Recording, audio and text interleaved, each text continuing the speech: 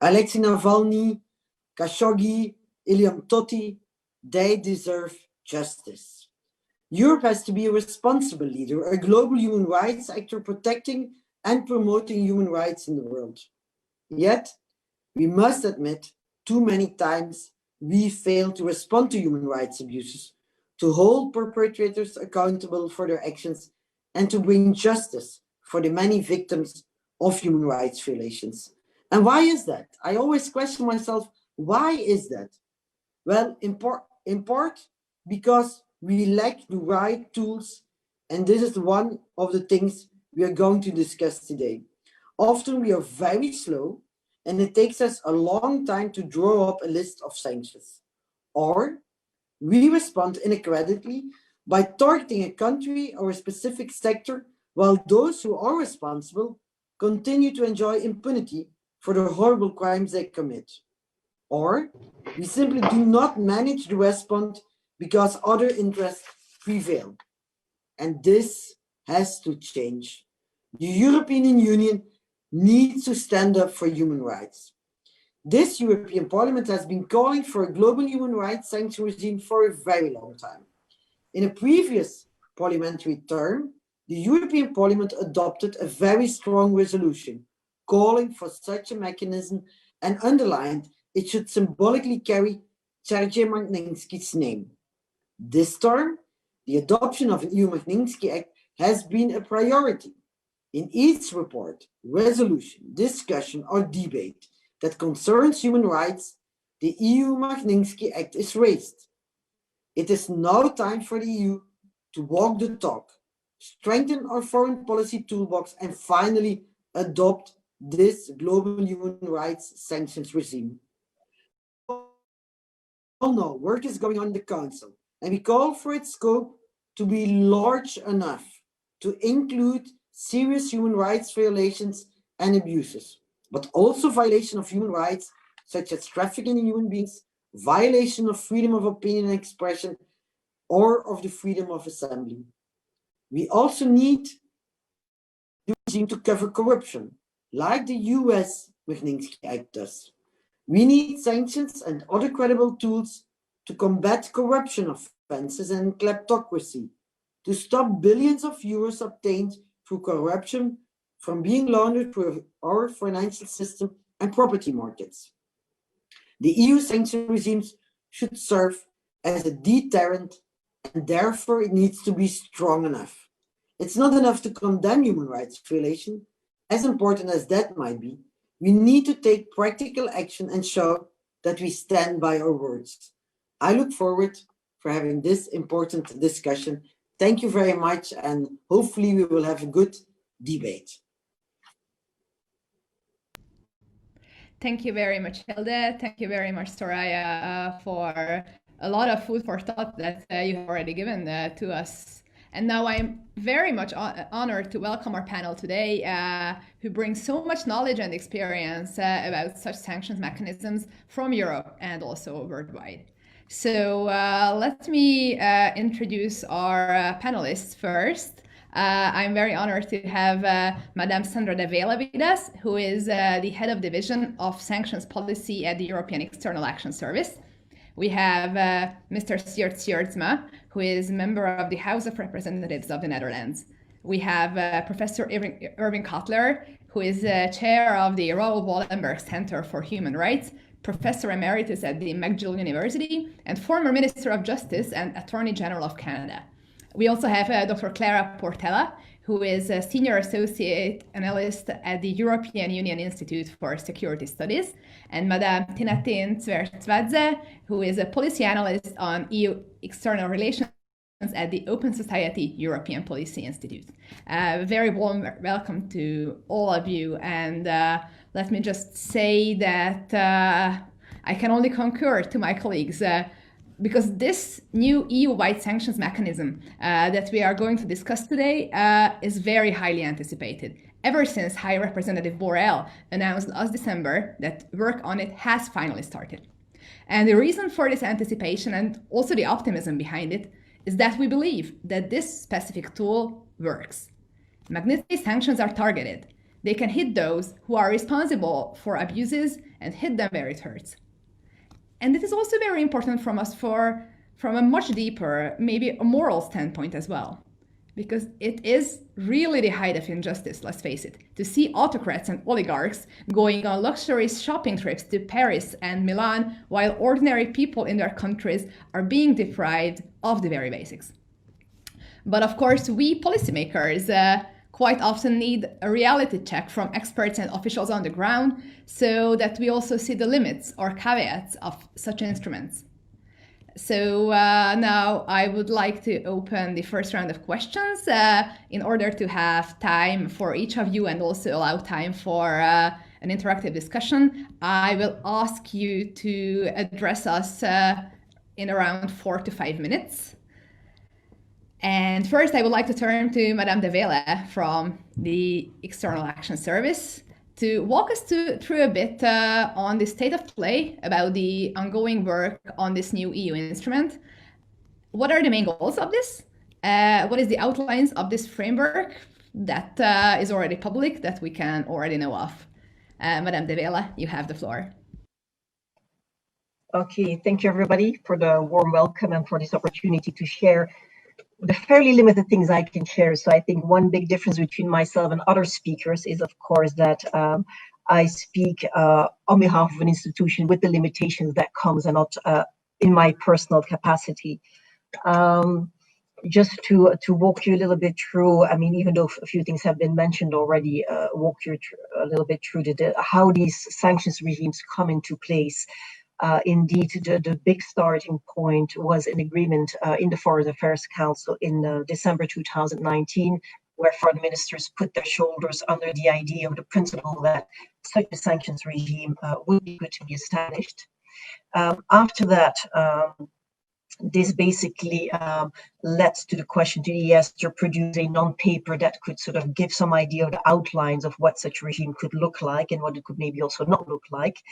On the basis of that, there have been long discussions in the council working groups on fairly technical level between the member states to try and identify where the common ground was. Because an important reminder, of course, is that even though at that point the proposal comes from the HRVP and the Commission, it's a proposal for a council decision eventually. So it is the council, meaning the member states, that ultimately have the power to decide on the final shape and form of this sanctions regime. And considering we're not at the stage where this has been concluded, I cannot advance myself, of course, too much on what the final outlook of the regime will be. What I can tell you, reassure you on that, indeed, it is meant to be very wide encompassing, to encompass many major human rights violations globally, whether they take place in a country, across borders, inside or outside of the EU. So that is, of course, very important. I do want to remind one thing that, because I've heard a few times, for instance, the Navalny case, etc., that a lot of things are already possible now under our current sanctions regimes. Around 18 of our country-specific sanctions regimes right now already allow to intervene or to establish sanctions on the basis of human rights violations in that country. Specifically on Navalny, for instance, we're talking here about poisoning, which meant the use of a chemical weapon. There is already a chemical weapons sanctions regime. So again, we are already able to take measures there if ever possible, if evidence might come to light. So it's a lot of things are already possible even now outside of this global human rights sanctions regime. But of course, it's not only an important tool that will be added to our toolbox, it's also a very important political signal that really human rights is something that the European Union wants to be very serious about. Another thing maybe generally about sanctions regimes is that we've talked a lot about accountability, etc. Sanctions regimes are meant to mostly discourage continuation of certain behavior. They're more forward-looking than backward-looking in a way. They're meant to be dissuasive. They're meant to be very targeted as well. And they're also being reviewed very regularly, both the regime itself as the people or the entities that have been sanctioned under a regime, to make sure that the sanctions remain very connected to reality. If there is a positive change, we will also be able to remove the sanctions quite rapidly, just as we hope to be able to impose sanctions quite rapidly when that is called for. So at this point, a lot of the debate has already happened between the member states.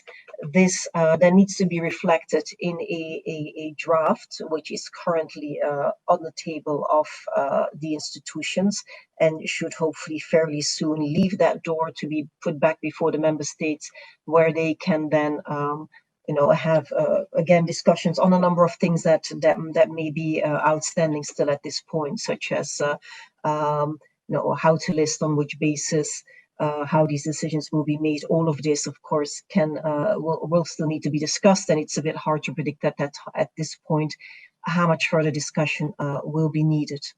So also a bit difficult to put a timeline on this. I don't want to know. Maybe it's better if I leave other things for a question and answer session, because I'm sure there will be a number of questions coming my way. Thank you very much. And I would just let our audience know once again that if you have any questions already, just please feel free to write it in the chat or in the comment section on Facebook. And after the first round, we will be able to address them to the panelists. But now, after we've heard of the European level, now I would be very interested in the perspective of a member states parliament representative. So it's very good to have Mr. Sjersma with us. And the Netherlands already has a similar mechanism in place. So my question to you, sir, would be that what can be the added value of an EU level action in this field, and also what are those lessons that we could learn from the experience of member states?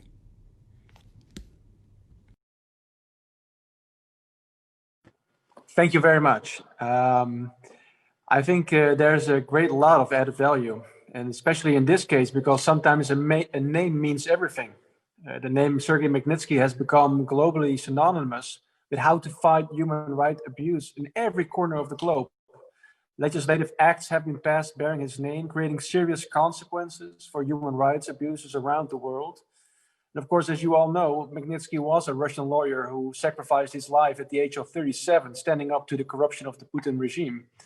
And in the way in which the Russian government tried to cover up this murder and exonerate the very people involved, that became a symbol of impunity and kleptocracy worldwide. And that's why I think that Magnitsky, his bold sacrifice, crossed national borders and spoke to people everywhere. And that's also why I think Magnitsky started as a Russian atrocity, but is now global in scope, as previous speakers have also mentioned. There can be no impunity for generals in Myanmar who hunt down Rohingyas. There can be no impunity for arms dealers who breach weapon embargoes in the south against the south of Sudan, or rapists in the Central African Republic, or the killers, for that matter, of Saudi journalist Khashoggi.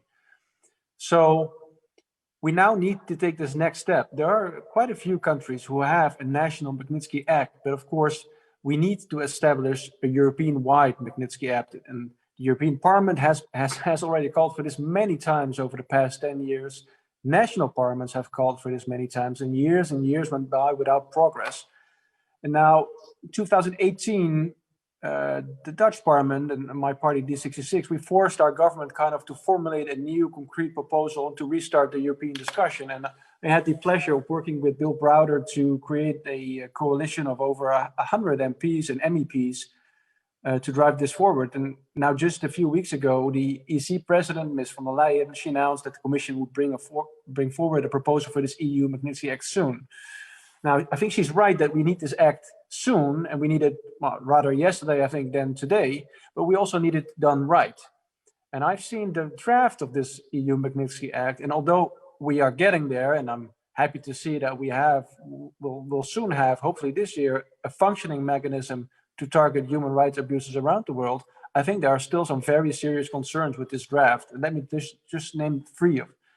First, the draft states that sanctions will be approved by consensus, not QMV, not qualified majority voting. And I think, as we've all seen, the recent example of Cyprus blocking EU sanctions for Belarus has shown that in EU Magnitsky sanctions mechanism will only be effective if it's equipped with a qualified majority voting system. We cannot afford single member states to impose vetoes due to particular economic or political interests. Second, the draft does not mention corruption. And I think it's crucial that this new sanctions regime does not only list human rights violators, but also individuals responsible for corruption. Third, and I think this is crucial as well, the draft allows for no meaningful input from victims, families of victims, or involved NGOs. And I think we all envision an EU Magnitsky Act that acts as a tool that empowers individuals and civil society. But the participation of victims, of NGOs, is, I think, indispensable to uncover human rights violations and corruption. And that's why we strongly urge that the sanctions mechanism includes the possibility for civil society to submit proposals for the sanctions list. Now, finally, yes, we need to have this act soon. And I understand the Commission, they publicly stated, Ms. von der Leyen, that we will have the Magnitsky Act soon. And we need to have it this year. But I also understand that behind closed doors, the Commission has not yet provided a draft to member states, have engaged in bureaucratic infighting for the last 3 months because they want to have the authority to instate travel bans. Now, I think this is shameful, and I call upon the Commission, I call upon Ms. von der Leyen today to take the next step to supply this draft to member states as soon as possible so that we have this act this year. I think if Europe wants to become a global player instead of being a playground where the other great players duke it out, we need to have this act. If as Europe we want to enforce the universal principle of human rights and combat impunity worldwide, we need to have this act. And if Europe wants to be that shining light up on the hill, we need to have this act, and we need to have it soon. Thank you. Thank you very much. I am also honored now to be able to give the floor to Professor Cutler, who has a view from the other side of the Atlantic. And I would be very much interested to hear your views, sir, about the lessons the EU can learn from Canada's experience, but also on your views on the potential for global cooperation on sanctions. You have the floor, please.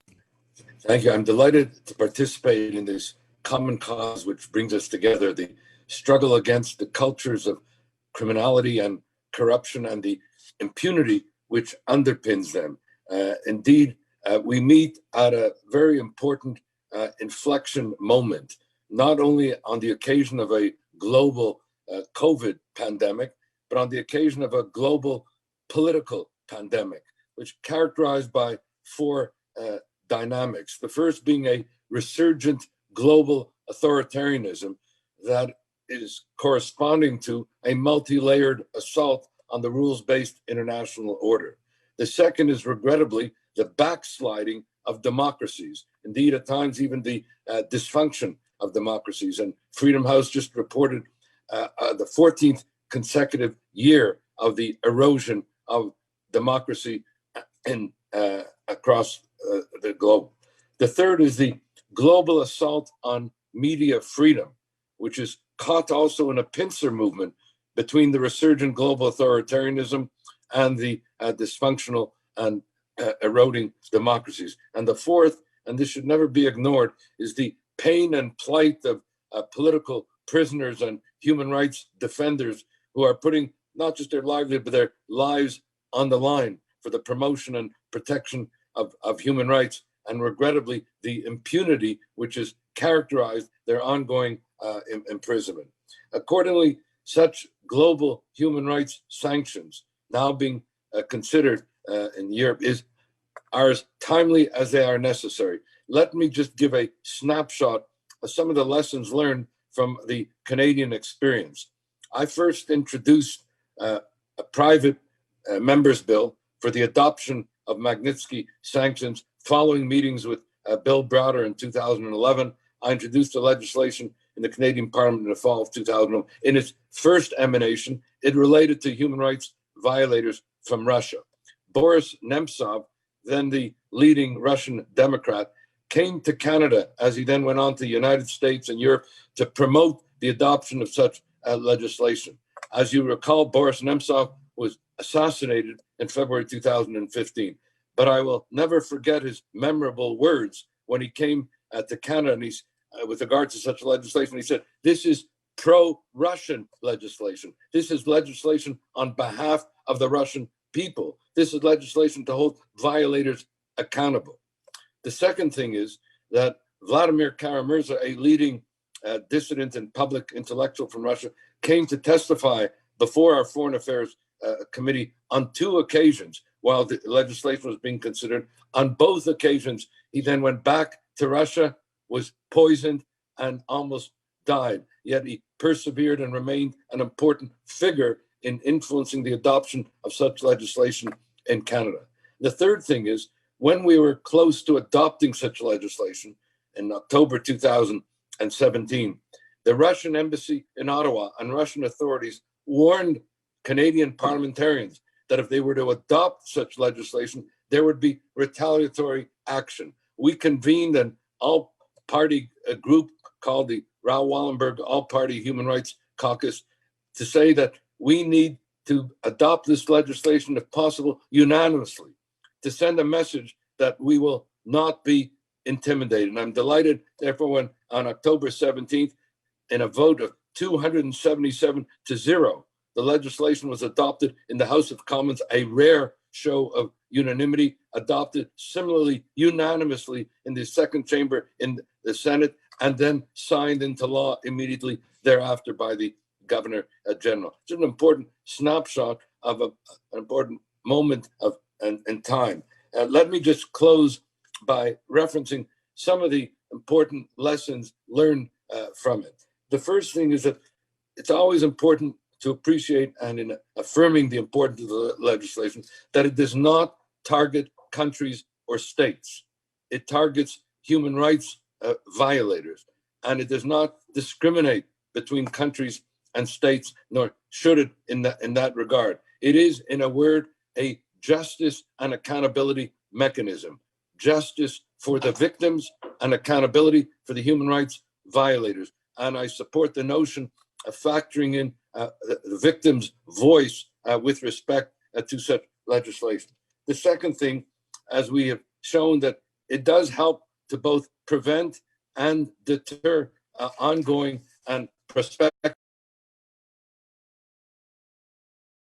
rights violations. For 3, to use Boris Nemtsov's term, but applying it globally, it will protect the people in human rights violators communities that are the target of such human rights violations. 4, by imposing such mechanisms as visa bans and asset seizures and the like, it will protect our respective countries, if you will, in the EU, our respective sovereignty, security, economy, human rights, democracy from penetration and assault from without.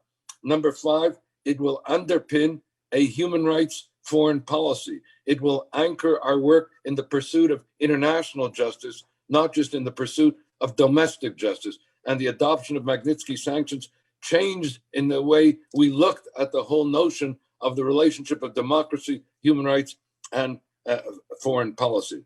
Number 6, it will accord our respective parliaments a role both in the development and the implementation of Magnitsky sanctions. So it will help to enhance the role of democracies, of parliaments in democracies, and of parliamentarians as trustees of democracy.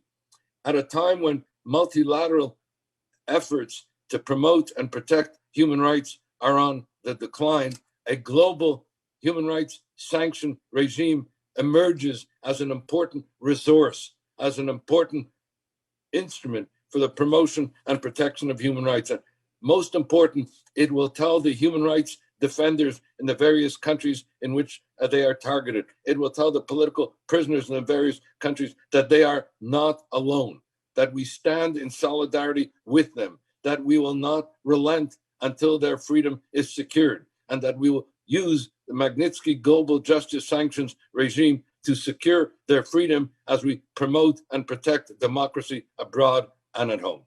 Thank you.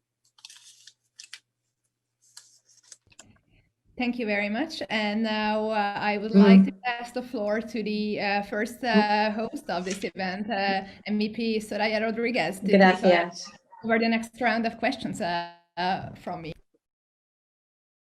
Muchas gracias. Thank you very much. I've seen those comments, they're very interesting. I would like to introduce Clara Porcella. Clara Porcella is the Senior Associate Analyst at the EU Institute of Security Studies, and she is very familiar with this issue. She is she holds her PhD from the European University Institute about the sanctions against people violating human rights.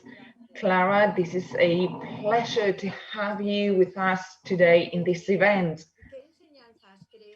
What are the lessons that we can get from the use of other regimes, sanctions regimes against human rights violations? And in your opinion, with your knowledge and your background about the different regimes, what are the possible challenges and limitations of the European sanctions regime that I hope we will adopt promptly? And in your opinion as well, what are the possible conditions to adopt the most important conditions to adopt this regime? Please, now you have the floor, Clara. Thank you very much. I hope that everybody can hear me. Okay, so thanks a lot. So basically, there are two questions that I'm planning to answer in response to the intervention by Madame Rodriguez. So basically, I will start with the challenges, because this is really the aspect that is most interesting about this upcoming human rights sanctions regime. Unfortunately, not much is known about the draft that is under preparation, which makes it difficult to comment on what has already been agreed or what the discussion is all about. In any case, there are 5 challenges that I would like to put on the table now that hopefully it is not too late to address them. Well, one of them is that the advantage about this horizontal sanctions regime, which is basically a new way of approaching, or it's a new organizing logic for sanctions. In the past, the EU has been using country-focused sanctions regimes. So with the introduction of the cyber attack sanctions regime and the chemical weapons attack sanctions regimes, the EU is moving to adopt a form of sanctions logic that is actually common in the US and that has also been adopted by Canada recently. So basically, I see the adoption of a human rights sanctions regime as a tool for alignment with our North American partners. Basically, it's going to be much easier for the EU to adopt designations that have already been adopted by the US and Canada if it has this sanctions regime in place. Otherwise, for every single designation, it would be necessary to create a new sanctions regime, which it would be terribly time-consuming and it would be quite difficult to agree at the level of the Council. So here is my question. If the EU human rights sanctions regime is going to facilitate, and it is actually meant to facilitate, the transfer of designations by the US and Canada to the EU, precisely because this will enhance the force and the reach of these designations, then shouldn't we also include corruption as a designation criterion? Because this is very much at the core of the Canadian regime and also at the core of the US regime. it would make more sense to have also corruption, or at least very severe, well-demonstrated cases of widespread corruption, of transnational corruption instances, in order to be able to adopt the designations that are approved in North America. So then, so a first challenge would obviously be to include an anti-corruption dimension. Secondly, a big challenge for the human rights sanctions regime is going to be to establish some sort of coherence in the designations, because so far we don't have any mechanism in place that will ensure that the level of violation or the severity of the violations is going to be pretty much even across the board. Basically, we are facing a situation in which it will be possible for certain instances or certain violations to be listed, to bring about a listing, while other violations that might be much less severe may also make their way into the blacklist. So in order to enhance the credibility of the regime and not to end up with an enormously long list featuring very severe violations and lesser violations, we should think about some sort of mechanism to create some coherence among the listings. Then thirdly, and I'm going to go through the list very quickly, we are lacking a mechanism to avoid duplicate listings in country regimes and horizontal regimes at the same time. And we have already witnessed, in the case of the chemical attacks perpetrated on Syrian soil in the context of the violent conflict, that some actors have been included both in the Syria sanctions list and on the chemical weapons sanctions regime. While the idea is that for one violation, it suffices if one ends up being blacklisted on one of the lists. The US has a habit of designating entities in several sanctions regimes. But basically, this idea should actually be reserved for those cases in which one entity or one individual is responsible for multiple violations. For the time being, we don't have any mechanism to avoid this duplication of listings, and this is also something that should be considered, so that we don't end up blacklisting people all over the place when they are only responsible for one violation. A very important question, and this is my fourth point, consists in clarifying the relationship between international criminal justice and blacklisting under the human rights sanctions regime, because we had in the past approved approved designations. We have designated on the EU sanctions regime related to the Western Balkans individuals that have been indicted by the International Criminal Tribunal of the former Yugoslavia. But the difference is that these individuals had already been designated by the tribunal. So basically what the EU was doing is trying to support the tribunal by blacklisting these individuals too, and trying to promote the extradition of these individuals to The Hague. The difference now with the human rights sanctions regime is that we are going to have a blacklist in which we might include individuals that we think are responsible for very severe violations. So basically, are we going to create an ante-chamber, something like a preliminary level to the International Court of Justice? And if these people are brought to justice in their own countries, does this warrant exclusion from the list? So basically, are we going to list only individuals of whom we assume they should be brought to justice, and once they are brought to justice, they can be taken off the list? So my very final point concerns to something that has already been alluded to in the presentation by Ms. Sandra Devel, which is what is the added value of the sanctions regime? I mean, basically, the motivation for most country sanctions regimes that the EU has put in place over the past 20 years has been precisely human rights violations, some sort of human rights violations at least. So if the EU is already quite active in blacklisting individuals and entities for human rights violations, what is the added value of coming up with a horizontal sanctions regime now?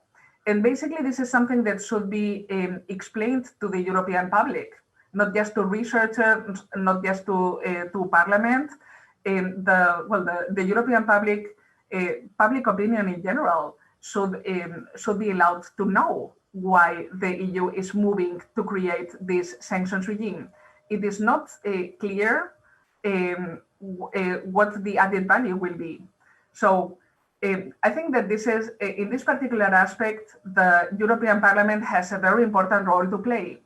It should obtain clarity from the Council and, well, to some extent also from the Commission, but primarily from the Council, as to what is the political value of this specific tool, and what exactly does the EU plan to do with it? Is the objective that individuals will end up being brought to justice?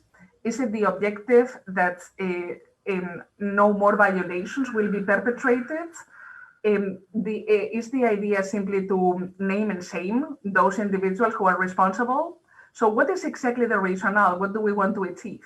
And actually, this is going to be an important question once the human rights sanctions regime is in place, because if the public perception continues to be that people are blacklisted because we want them to change behavior, and surprise, surprise, nobody changes behavior as a result of being included in the blacklist, we are going to face a lot of criticism from civil society concerning the usefulness of the list. Well, civil society and public opinion in general. I think that this point is worth being clarified already at this stage. So I think that, well, since I'm running out of time, I'm going to go through, well, I'm going to connect this to the first question posed by Ms. Rodriguez, which concerns what are the lessons? What are the lessons of the experience that the EU has with blacklisting individuals and entities for severe human rights violations? So basically, I would say that the main lesson is that we have very limited evidence that any behavioral change is brought about by the inclusion of individuals on blacklists. In some cases, a modification of behavior is visible, but this is really very rare. And I mean, if we are talking about individuals who have committed severe human rights violations, it's also very difficult to expect. Well, it is unlikely that there will be any major change in their behavior. So a critical aspect for the success of this sanctions regime, once it has been approved, is to really clarify what is expected from the individuals and what is the overall rationale as to why the EU is blacklisting them. So I hope not to have spoken for too long, and I hope that we can elaborate also a little bit in the Q&A session. Thank you very much. Pues Clara, muchísimas gracias. Thank you very much, Clara. Thank you, because you have given us a lot of food for thought.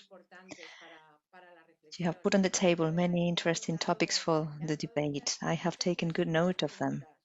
A lot of questions to discuss and to go more in depth. But let's now listen to Tika Servaset. And thank you very much for accompanying us this afternoon. She's a political analyst on external relations of the European Union in the Open Society EU Policy Institute. And she's responsible of promoting EU policies and neighborhood policies as well. And apart from her deep knowledge on human rights, she is also an expert in promoting human rights and democracies in the Central Asian region, the Southern Caucasus. She also worked as director and advisor in terms of gender in the International Association of Human Rights. Therefore, her vision is very important to us. And after the intervention of our panelists at this round table, you can add any interesting element that you deem important. And at the same time, I would like you to tell us from your experience, what do you think, in what way do you think this new sanctions regime can make the EU more efficient? In what way can it be more efficient in protecting and safeguarding human rights? Thank you very much, Ms. Rodriguez, and thank you very much to Renew Europe Group for inviting me to this meeting. And I have a challenging task to speak after 4 wonderful speakers and to say something new and interesting. So I'll try my best. We as civil society, we welcome the discussions and possibility of adopting a new EU horizontal sanctions regime specifically on human rights. Hopefully, this will give EU opportunity to initiate regular multi-country designations and move away from economic and political considerations which we have seen in recent years. I'll try to give a little bit short background why we as civil society think in general sanctions are important, and then I will outline 4 areas where a new sanctions regime could be added value to the existing regimes. The sanctions regime that EU has is most powerful foreign policy instrument. It allows EU to walk the talk and basically to follow through the statements and declarations. So it is important. This is one of the specific and concrete actions you can do. The sanctions, we don't view sanctions in isolation independently from other policy instruments. So it's very important to have this in mind, and sanctions, the adoption of the sanctions or designating individuals on sanctions is not an objective in itself, but it should be used in combination of other instruments, and ultimate objective should be improvement of human rights situation, facilitating democratic transitions, be it through elections or other means.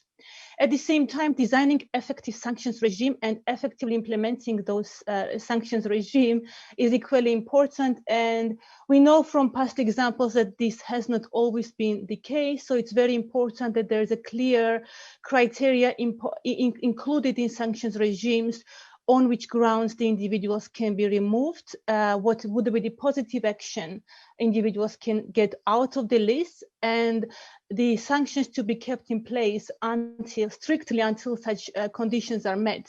Because there have been, for example, the past Belarus sanctions, but also the previous sanctions on Uzbekistan have not necessarily been conditions. And the last point in this general introductions, it was already alluded that sanctions is not accountability mechanism, and we agree that it is not as such an accountability mechanism. However, it has to be taken into account that sanctions are applied in contexts and countries where where there are no justice systems, where rule of law is very weak. And EU sanctions do play such role. The communities who are suppressed, whose rights are violated, it sends them the message that they are not left alone. And there are certain red lines EU and international community draws. So in that sense, it indirectly plays the accountability mechanism, even if it's not to bring certain perpetrators to justice. When you want to bring perpetrators to justice internationally, in fact, it takes a very long time. And by imposing sanctions, EU at least sends a signal that those perpetrators do pay economic costs and are not welcome on European territory, for example. And these are important messages. Now, the important questions: what are the added values of the new sanctions regime? And I can give you 4 examples or 4 areas where, from the very practical point of view, we think that it could add the value. The country sanctions regimes are tied to certain events, and each country sanctions regime, as a lot of experts know in this panel, have a specific listing criteria. And I'll give you 2 examples here. One is Belarus, the very recent sanctions regime. The listing criteria includes the electoral fraud and post-electoral violence. And it is very important to have this kind of very specific listing criteria to target individuals who directly participated in these violations. At the same time as observing what's going on in Belarus, we have seen other types of violations which perpetuate these kind of violations, post-electoral violence, for example, internet shutdowns and state propaganda. Internet has been a paramount tool to mobilize not only the countrywide protest, but also to inform the participants, for example, where the violence is taking place, to avoid that the protesters would go in certain areas. And we have seen very severe internet shutdowns and disruption of the social media work. With an existing sanctions that EU is working on Belarus, targeting those who have impeded freedom of expression, freedom of media, freedom to access to internet will not be targeted, for example. And in this kind of case, having human rights sanctions regime, which has a broader mandate, which can include then other perpetrators violating other rights in this kind of context, will be very useful. Another very vivid example is EU sanctions in response to the annexation of Crimea, related to the territorial integrity of Ukraine. After the annexation of Crimea, illegal annexation of Crimea, what we have witnessed, and many of you know, is the severe violations of the human rights of Crimean Tatars.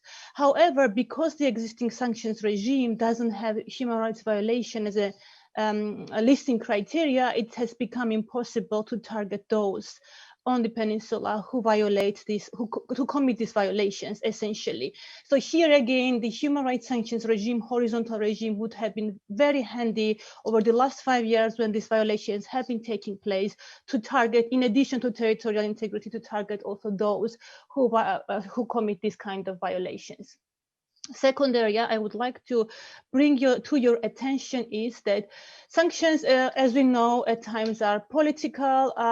Individual member states, 1 or 2 member states, political and economic interests can impede the sanctions process and can completely stall the designations or whole sanctions regime. And here again, having a horizontal sanctions regime targeting human rights violators could in fact provide EU with the opportunity to step back from the geopolitical, economic, or diplomatic considerations and provide exactly to respond in a quick and flexible manner, because the way we imagine this to happen, the designation would happen on multi-country, multi-jurisdiction level, not only individuals from a single country, but from several countries.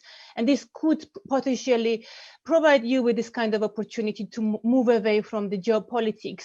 Obviously, this point needs to be combined with qualified majority voting, which was already mentioned, and we very much support this idea, because otherwise we will end up in a very long and prolonged processes. Third area is that success of the EU sanctions depends on multiple factors in general. It depends on how strong the EU's economy is, how vigorous these sanctions are, how effectively they are implemented. However, there are other factors which are beyond EU's immediate control, for example, how effective and sanctions are. And we have seen this on the sanctions on Iran, Russia, and Syria.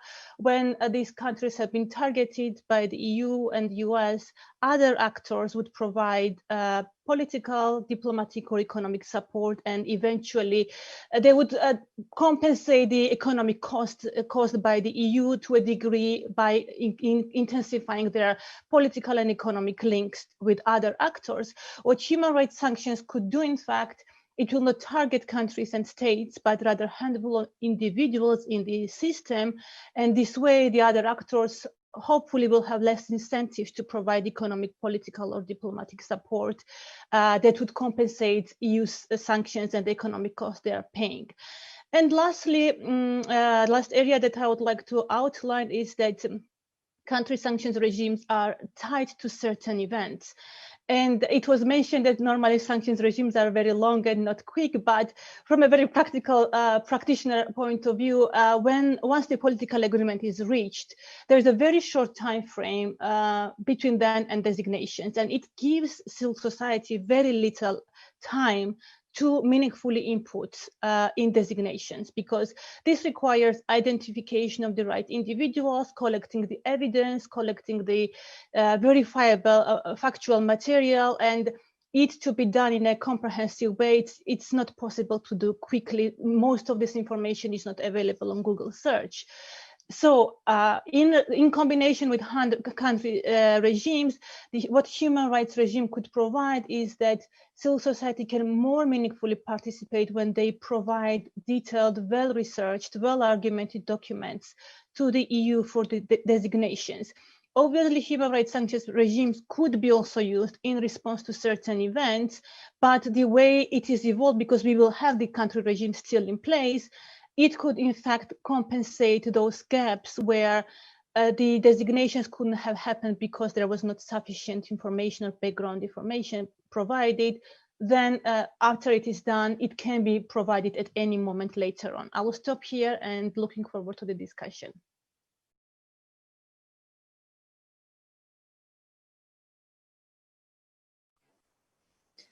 Muchísimas gracias. Muy interesante. Muchísimas gracias a todos. Thank you very much. This has been highly interesting. Thank you to all participants and speakers. And now, Kathleen, shall we open a debate? Yes, thank you, Soraya, and thanks for all the very interesting comments. And now we are starting to discuss the questions from the floor. And let me start with a broad question that was posed by Rafael Fizera from the EP Greens, which says that in the resolution of March 2019, the EP called for an EU-level advisory committee allowing for civil society to input into the implementation of the sanctions regime. And the question is if there is any consideration of this request by the Council in the drafting of the regime, and more in general, how could NGOs contribute to the delisting process? What institutional role for the EP, if any, is foreseen? So I believe that there are some concrete questions also here, but also a general perspective that what is the role of civil society in the process and how could civil society contribute? So if anybody would like to come in. Sure, if you want, if I may. This is Rafaela, right, from the Greens.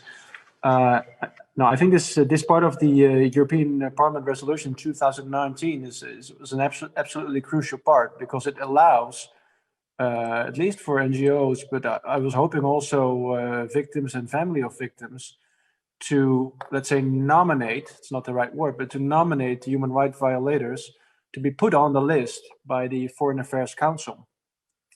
The draft that I've seen, but of course I stand to be corrected by someone who's now working on a draft, but the draft that I've seen does not have such a mechanism. And I think this is that will be a wasted opportunity, because when it comes to human rights violations, when it comes to gross misconduct and corruption, it is through victims, families of victims, through NGOs that these violations come to light, and that to give them a role and to give them the opportunity to get justice if they're not in a position to get justice in their own country, whether it's the Sudan or Myanmar or Russia, but to get justice somewhere.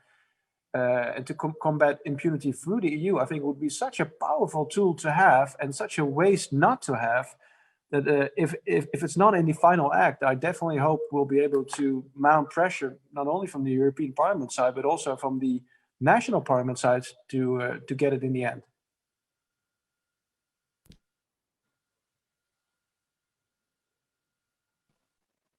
Okay, maybe I can complement a little bit.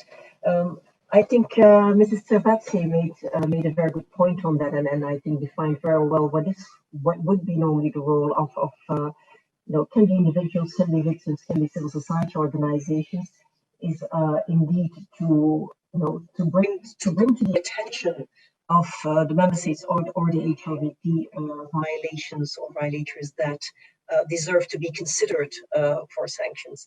The fact that the official or the formal a right for initiative to propose listings rests with either the member states or the HRVP does not mean that individuals, citizens or civil society organizations are excluded from the bigger process, of course. That being said, listings always need to happen. Listings basically deciding who will be sanctioned needs to happen on the basis of very solid evidence packs that are available upon public resources and that can stand the scrutiny of the Court of Justice, etc. There's a whole lot of list of criteria to be taken into account. But again, there would not be normally a need for a formal right of initiative for civil society organizations. That does not mean that their role would not be there. Indeed, this is a bit, since this is a new thing, this regime, it does exist in other countries. I think we also aim to learn from best practices, for instance, in the US, on how, for instance, the authorities there are managing the input of civil society organizations precisely in this decision-making process. So we are definitely open to fine-tuning that as we go along. But yes, important, I think, to underline that the lack of a formal role does not mean that there is no input possible from the field, let's say. Thank you very much. Maybe if there are any further comments on this. And maybe Professor Kotler, from your experience.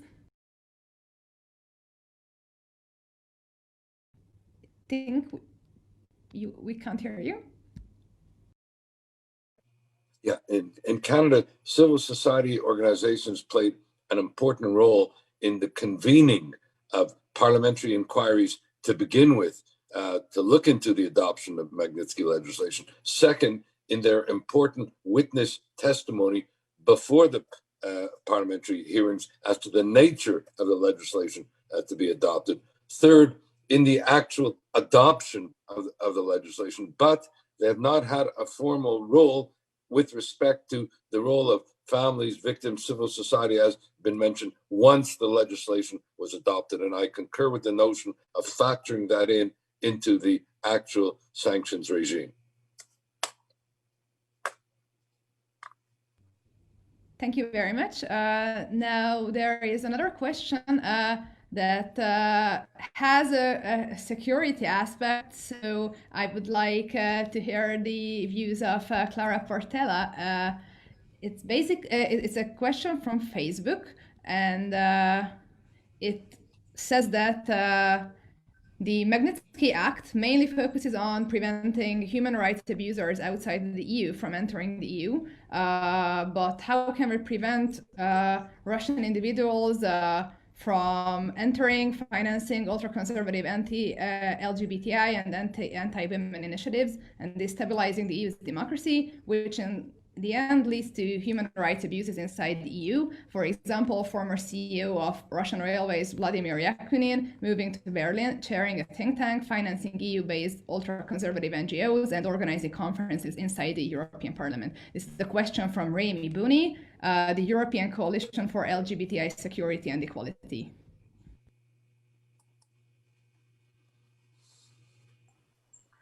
Thank you very much. So basically, I mean, we don't know exactly what the sanctions regime will look like, but it will normally imply both a visa ban, so a prohibition on allowing the extension of visas or the entry, a prohibition on the entry of these individuals into the territory of the member states, but also a prohibition to conduct transactions with them and to freeze their assets in Europe. This is actually quite a powerful tool, because it prevents any bank transfer.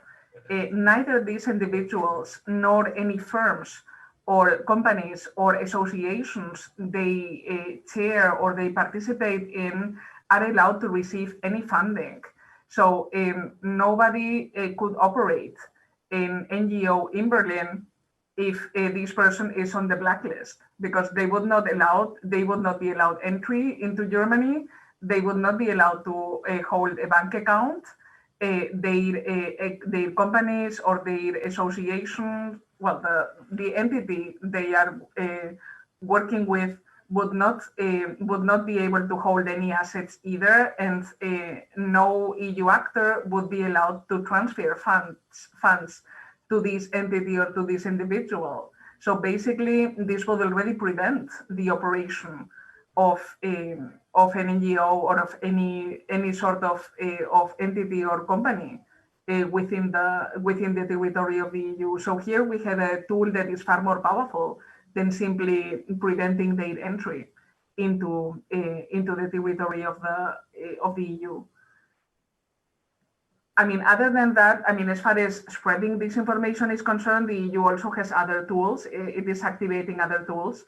And as far as cyber attacks is concerned, there is already a dedicated sanctions regime to address that. So, I mean, we are talking about different ways in which, it's possible to undermine, well, or let's say to promote these activities that are detrimental to specific associations or that violate or that intend to violate certain rights. In any case, being included in the blacklist will have quite a constraining effect on these individuals. Thank you very much. I would be curious to hear also Tika Zvertadze's perspective on this question. I pretty much agree with what Clara said. I mean, if these individuals who have committed crimes in their respective countries are designated on EU sanctions lists before they enter EU, then they wouldn't be able to come inside EU and conduct these activities, disrupt the democracy inside the EU, so to say. If they're already inside the EU, I don't think you can apply sanctions regime. There should be other measures probably at the EU, as EU policy tools. But I think the question is here how to make sure that these kind of violators are identified and targeted on time while they're in their own home countries, and then this would effectively prevent them from entering EU and also freezing their assets and preventing them from their activities that they're planning to implement on the EU, inside the EU. But this requires these type of individuals. So that's why I refer them to also refer to the previous question on civil society. Civil society plays here a very important role, civil society in a broader sense, NGOs, but also investigative media, who can in fact provide this type of material to the EU, be it through the member states or through the Commission and EAS, to provide in a timely and well-researched and well-documented manner to target those individuals on time, because timing is crucial here before they enter inside EU. This should happen before that. Thank you very much. I received some specific questions to Madame Sandra De Vela. The first is that about a timeline. That when do you expect the proposal to be published? Will it be published after the Commission meeting of the 19th of October, where it is on provisional agenda? So this is still the case. And also, that after this human rights sanction regime is in place, will the EEAS push for the issuing of sanctions on Hong Kong officials who are responsible for the imposition of the national security law in Hong Kong?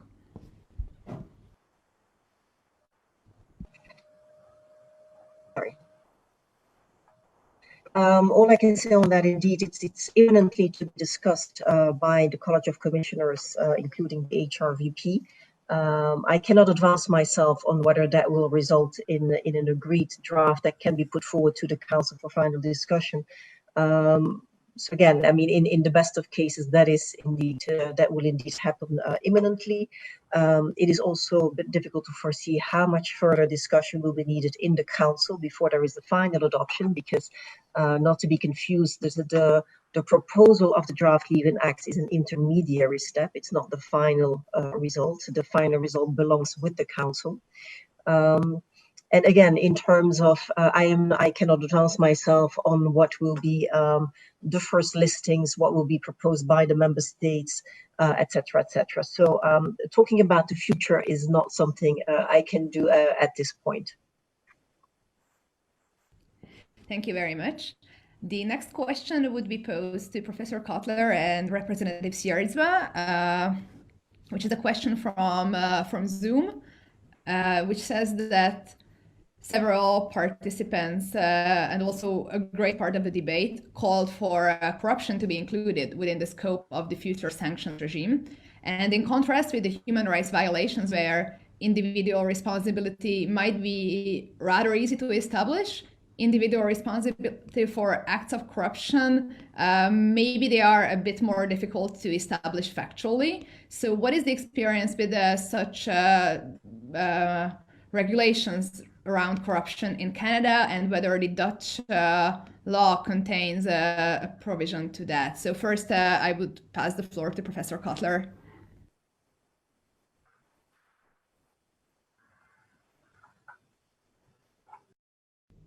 The sound, Professor.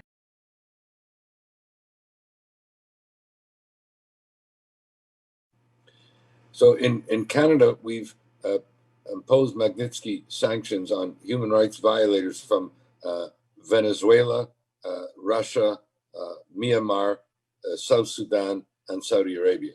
Notably, we have not imposed any Magnitsky sanctions from human rights violators from China, notwithstanding reference has been made to Hong Kong, but even worse, we are witnessing with regard to the targeting of the Uyghurs and the Xinjiang region of China, acts that are arguably, constitutive of genocide. Yet we have not imposed any Magnitsky sanctions there. Equally, with regard to major human rights violators in Iran, including the appalling imprisonment and conviction of the leading almost human rights defender in the world, Nasrin Sotoudeh, a woman in her late 50s who went down the line in Iran for women, for juveniles destined for execution, for journalists, for lawyers, for other political prisoners, until she became a political prisoner 2 years ago, sentenced to 38 years in prison and 148 lashes. And 2 days later, Iran was elected to the UN Commission on Women's Rights. So that kind of Orwellian dynamic we have to reverse. So I think that it's very important that sanctions appear to be adopted in a principled way with respect to those that have been adopted. For example, with regard to Maduro's Venezuela, we've imposed sanctions not only with respect to criminal violations of human rights, but we've also imposed sanctions with regard to corruption. So both of those were used, and I'm using Venezuela as an example in that regard. Thank you. Representative Sierdzma, please. Well, thank you. Just to clarify, the Netherlands does not yet have a national Magnitsky Act. The way we went about this was we forced our minister to table a European proposal, and if he was to fail to get European agreement, then we would force him to adopt a national act. And as the European road is still showing great signs of progress, we don't yet have a national act. That said, I think my former colleague from Canada raised a couple of very interesting points, but also I'd like to take up perhaps a very good example of how such a indictment because of corruption could work. I remember September 2017, a great number of human rights NGOs worked together to levy targeted sanctions against individuals in 15 cases from around the world who have engaged in, amongst others, grand corruption, and they basically gathered letter materials that reflected the work of dozens of human rights NGOs, anti-corruption NGOs, that worked for many months to assemble case files on alleged crimes in countries like Azerbaijan, Bahrain, China, Congo, Egypt, etc., etc. So because we often see that human rights violations and corruption go hand in hand, perhaps even in such a dynamic that people who commit these human rights violations do so to gain financially, and that they are willing to, in one way or another, safeguard that money on European soil, means that we have to have corruption in this European Act. And I think it's a shame, and it's a shame that we do not. I've not seen it in a draft, and I've not seen it publicly echoed by the High Commission, by both the High Representative Foreign Affairs, nor by the European Commission President. But we need to have it. Thank you very much. And now I would like to turn to Madame Tvertsvadze because I would be very much interested to hear a specific human rights perspective.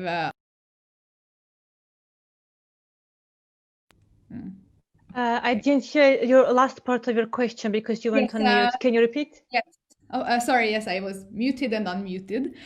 So yes, I would be interested on a human rights perspective on the sanction mechanism itself, because sanctions are means, but improving human rights worldwide is the end. And do you or can you maybe name some specific examples that highlight the potential to improve the EU's ability to fight human rights violations? I think, as Clara alluded, there are in academia very little evidence for that. But the way we look at this, as I also mentioned in my intervention, is that it's a policy instrument which is designed to be used in combination with different instruments. And it's certainly not an instrument that brings immediate fixes to human rights violations, because we are talking about severe, serious human rights violations when we refer to these situations. There are like some examples from the past, such as, for example, the release of the political prisoners in some instances as a result of the EU sanctions.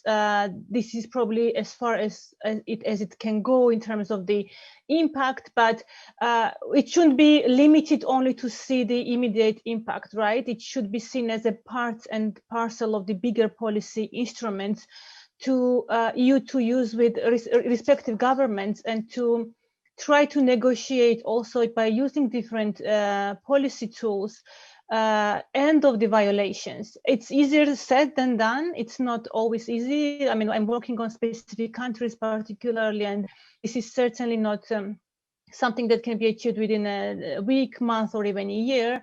But the whole idea is to engage with carrots and sticks, and try to get concessions and try to move in a positive direction.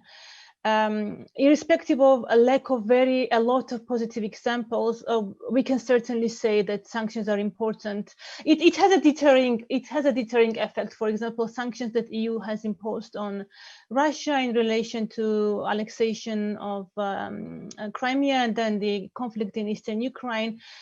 There certainly we also have evidence that due to the sanctions, the effects, possible consequences that could have happened without sanctions might have been much worse than it is. So it does certainly has a deterring effect.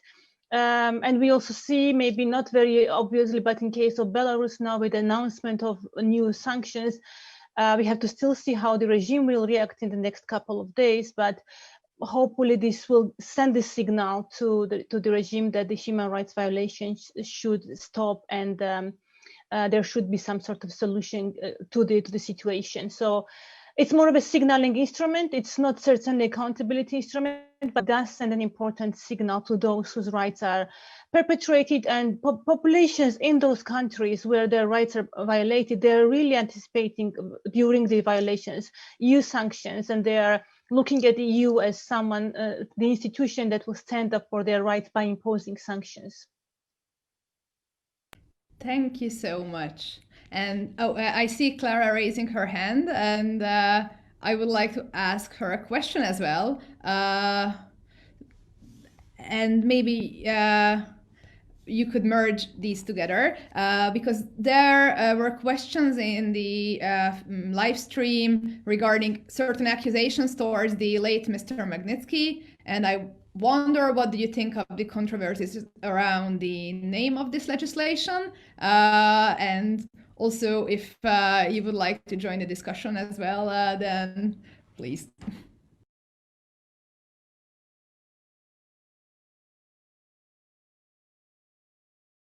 You. Okay, so thank you very much, Kathleen. Basically, what I wanted to do is to confirm, to corroborate what Tika has just mentioned. Even though we very rarely see any modification in the behavior of those individuals who are targeted, we can certainly confirm that opposition members and political prisoners and civil society in the concerned countries altogether, they very much appreciate the imposition of sanctions by third countries. I mean, basically, they often call for them. So they feel that they are more protected if there is more international attention attracted to their situation and to the situation of civil society, of the democratic opposition in these countries. In certain cases, they have even claimed that sanctions saved their lives because they had been imprisoned and sanctions were announced or sanctions were imposed, and they actually noticed that they were started to be treated better, or in some cases, the removal of sanctions was traded for the liberation of political prisoners. So if we look at the specific behavior of those individuals or those entities on the blacklists, we are rarely going to see anything like a very manifest, very obvious modification of behavior. But if we pay attention to what is the situation of the democratic opposition, of civil society, of political activists in the target country, we can see that they very much appreciate these gestures, and that they even feel that they are more protected thanks to these listings. So this is not an insignificant effect of sanctions. It is very difficult to make a counterfactual argument that because the sanctions were imposed, then the situation did not escalate or did not degenerate, or political activists were actually better off. This is very difficult to prove because we are basically making a counterfactual argument. But in any case, if you talk to civil society, to activists, and particular political opponents in autocratic regimes, they express a lot of appreciation for the imposition of these measures. So, I mean, just to say that I totally confirm the position voiced by Tika. So, concerning the other point that you raised, well, I mean, to me, the controversy around surrounding the name of the legislation is actually a non-issue. In the United States, it is pretty common to give a specific title to a legislation, but this is not actually something that is done in the EU. So, I mean, here we would actually be modifying completely the titling or the naming of a legislation. Legislation names in Europe are very standard. They are very technical. I mean, we don't have this practice of giving honorary names to legislation. So this would be a little bit an export from a different context. And I think that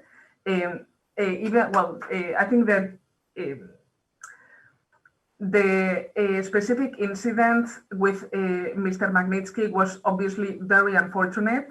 It was very unfortunate, very regrettable, and I'm fully in favor of honoring the experience of this victim of a prison system that did not treat him fairly, definitely. But this specific story is not what the whole legislation is all about. The legislation is actually meant to support, victims of human rights abuses worldwide. So, I mean, there is a risk that the focus on Mr. Magnitsky and on his specific case detracts from the overall rationale of the sanctions regime. So, I mean, with all the challenges that this sanctions regime has to cope with, I would say that this is the issue that should capture the least attention. And I mean, I find it a bit regrettable that there is so much emphasis on the naming of the sanctions regime in the public debate, rather than focusing on the substance, which is basically what we are all concerned about. Thank you. Thank you very much. And now I will have a brief last round of questions before passing the floor to Soraya Rodriguez for closing remarks. So if anybody else would like to ask our panelists something, this is the last opportunity to do so, either on Facebook or in the Zoom chat. But now I already see something coming in by Paul Ivan, Renew Europe Group, to Sandra De Vele and Irving Kotler. And Paul asks that, what are, in your view, the main challenges in using such a sanctions regime? Professor, would you like to come first, maybe? I think the main challenges is to demonstrate that it is a principled regime, that it is not selectively singling out human rights violators in a particular country. I think if we are adopting such a regime, it's because we are pursuing a global justice and accountability regime, a global human rights sanctions regime. So it has to not only be, but appear to be principled both in its formulation and application. I think what's also important is the ongoing role of Parliament. What I have felt in Canada is that while Parliament played a very important role, as I discussed, in bringing about Magnitsky legislation, it has not played an important role in the actual implementation of the sanctions regime. And I think there's an important role for Parliament in the oversight of the implementation of the Magnitsky regime, and also in the establishment of what I would call a kind of an expert coordination group between, let us say, the US, Canada, the UK, the EU, with respect to the adoption of such sanctions. So I think I would, and I would conclude also by the fact that I think the civil society dimension, which has been referenced earlier in the program, that has to be built into the regime. It played an important role in the adoption of it in Canada, not necessarily has it been institutionalized in the actual mechanism itself. Thank you. Sandra De Vele, would you like to outline the main challenges in your opinion, among many? Yeah, well, of course, we're 27, as we know. That in itself, as we all know, can be a challenge. I think the major challenge will be indeed to make sure that we can use this regime in a way that makes sense and that has an impact. I believe that will be difficult, as it always is.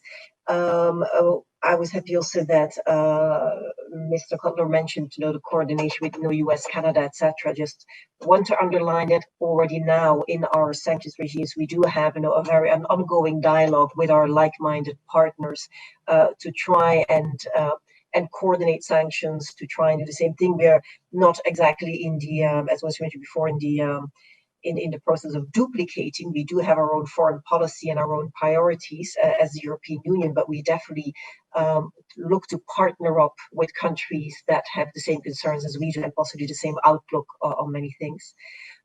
Indeed, also as Mr. Cutler pointed out, the idea is not to start targeting specific countries only, but at the same time, of course, the idea is not that it's a random collection of, unfortunately, the very wide possibility of human rights violations. As we know, there's far too many happening in all kinds of corners of the world. So I think a major challenge will be, and it will be a learning process as we go along in the implementation, in making sure that the regime makes sense, that there is a level of coherence there, and that it actually serves the wider policy goals.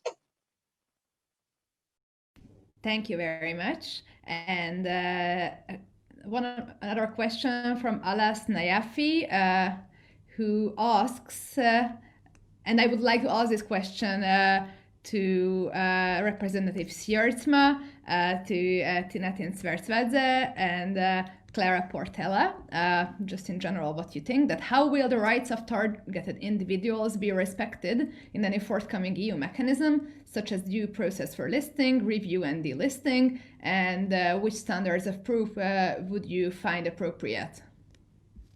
Because this is also a very important part of implementation. This is actually a very good question, because if the EU, and I think this is also a question that Ms. De Waele would be an interesting candidate to answer upon. But this is a very important question, because if you were to target individuals, if you were to list individuals for sanctions, and this individual takes you to court, takes you to European courts to basically tell you that the sanction listing is unjustified, and you do not have the material to back it up, that quickly diminishes, I think, the standing of a Magnitsky Act, and it hollows out your sanctions regime. So this is why sometimes also European listings take a little bit more time than us politicians would like to see. Most of the times we feel that gross human rights violations are taking place, and we need to act now.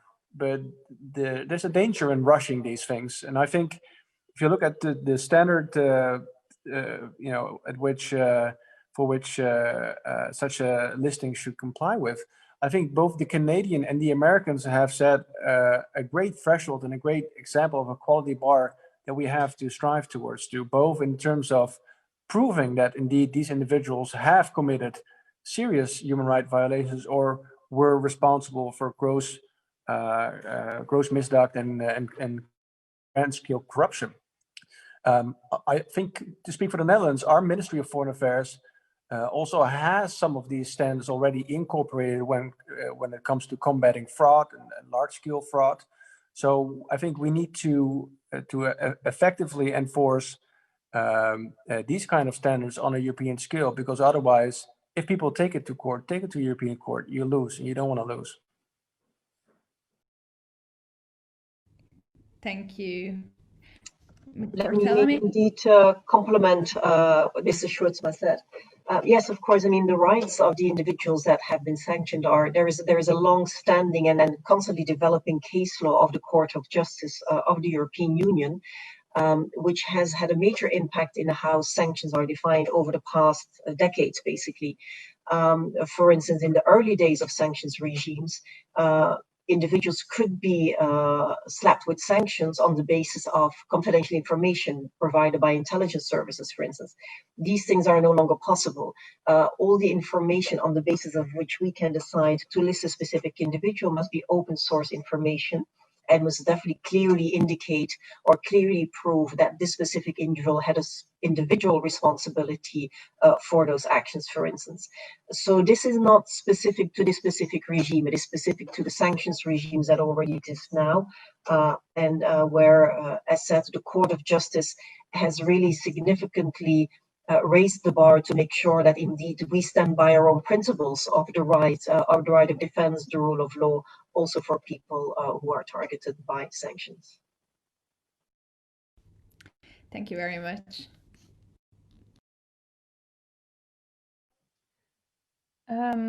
Should I go first? Yes, I can only confirm what was said.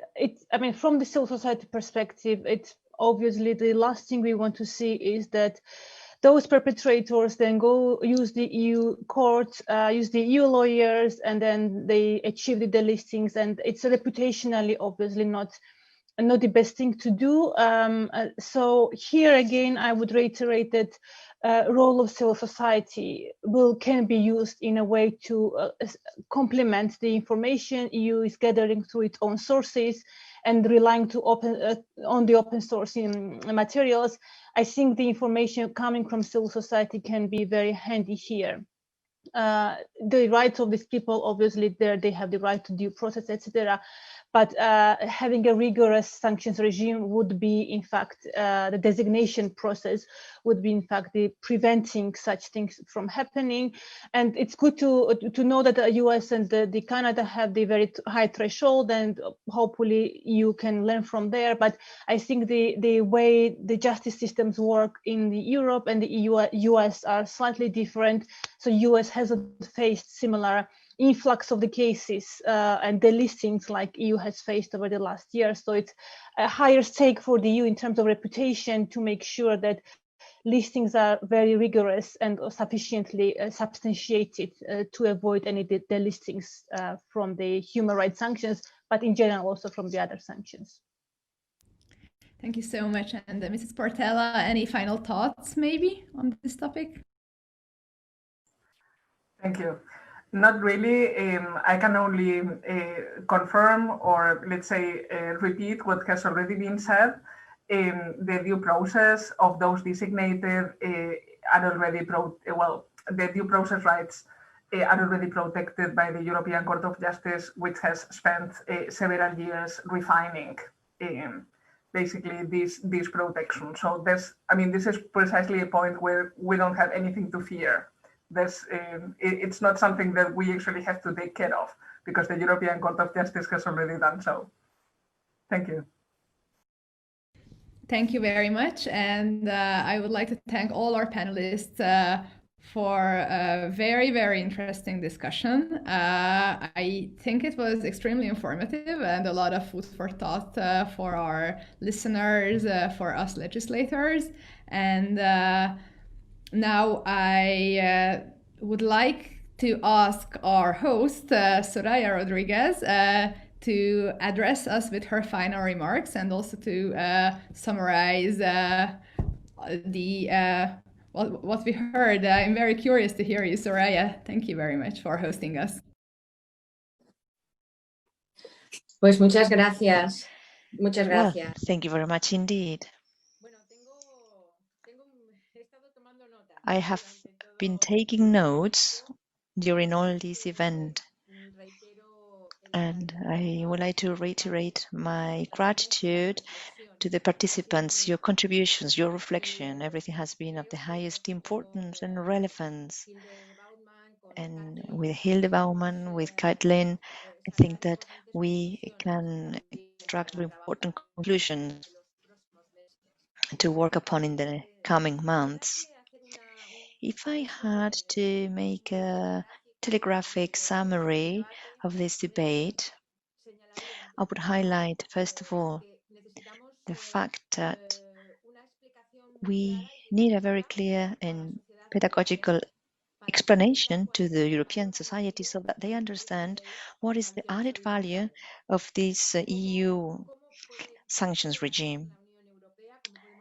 How can the EU win in efficiency in giving an answer in the defense of human rights against big human rights abusers without implying any country but pointing at their responsibility? I think this is an important effort that we need to deploy. Secondly, the protection of human rights is essential.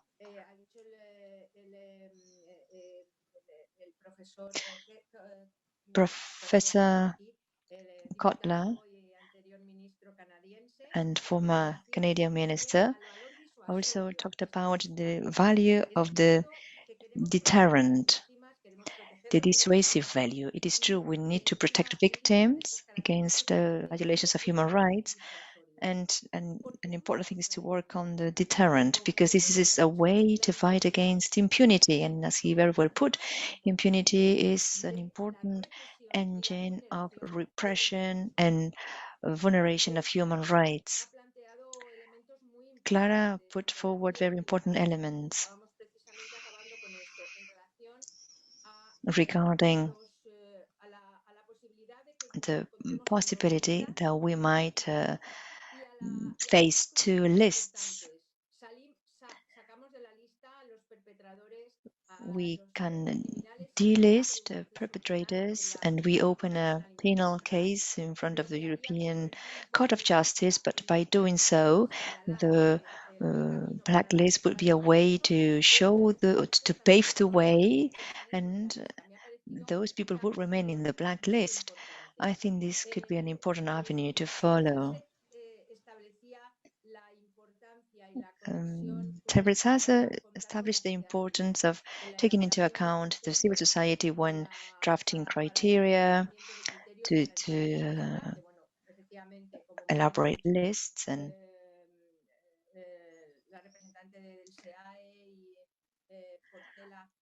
as Portela and all of you said, we already have profited from the good work being carried out by the European Court of Justice.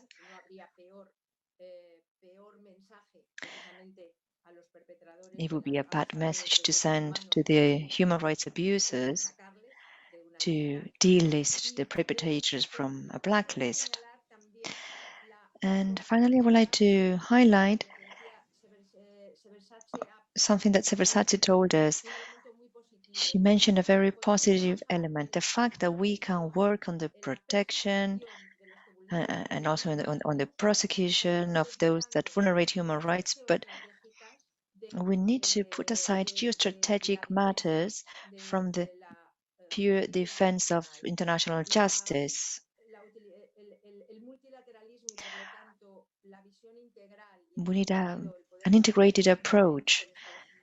For this, it is important to work with the US, Canada, and the European Union jointly to establish a global and wholesome sanction regime.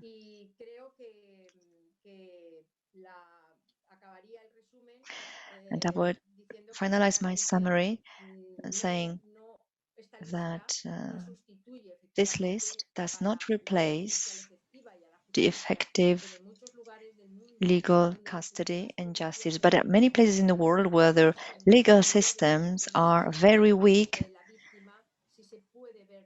so in those cases victims can be compensated when they see, or they can be vindicated when they see those perpetrators in a list sanctioned by the European Union. Finally, sanctions are important and we need to advance on this. We need to introduce corruption together with visa bans and asset freezes and seizures. But we will gather all your ideas. This was highly positive. I have taken so many notes, very enriching in this debate, and we are committed to continue our work and to send these messages to the Council and to the Commission. In the remaining time, we will send these messages, these key messages, so that we finally have the best EU human rights sanctions regime possible. Thank you all for your highly valued participation to this event and to all of you who have connected yourselves to this event.